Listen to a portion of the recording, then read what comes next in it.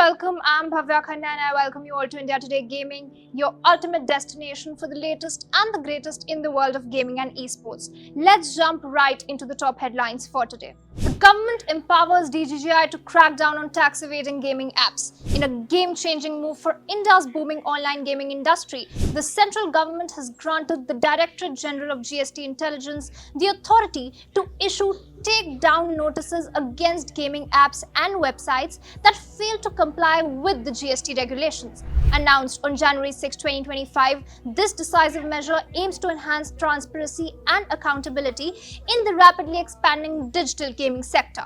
Under this new directive, officers from the DGGI headquarters can now send takedown notices to intermediaries under Section 79(3)(b) of the Information Technology Act, ordering the blocking of online money gaming platforms that evade GST. The government has also appointed an additional or joint director intelligence as the nodal officer to oversee this very enforcement, signaling a robust stance against non-compliance. Now, this move marks a pivotal moment in India's regulatory landscape, reflecting the government's commitment to safeguarding consumers while also ensuring tax compliance. However, experts caution that while these powers could curb tax evasion and foster transparency, a balanced approach is very crucial to avoid sifting the industry's immense growth potential. The Supreme Court is all set to hear a high-stakes legal battle today as online gaming firms challenge the government's aggressive GST demand notices and enforcement proceedings. The industry has called for an urgent say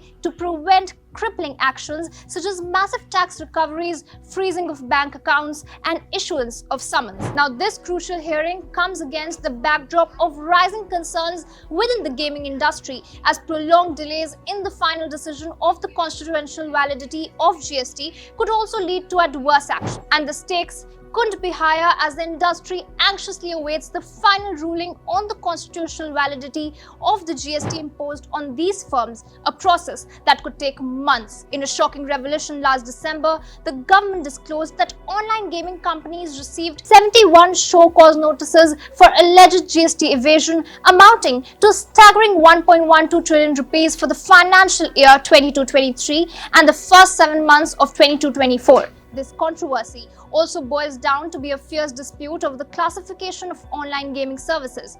In July 2023, during the 50th GST Council meeting, both skill-based games and chance-based games were placed under the highest GST slab, 28%, effective from October 1st. And now, the gaming industry argues that these games are fundamentally different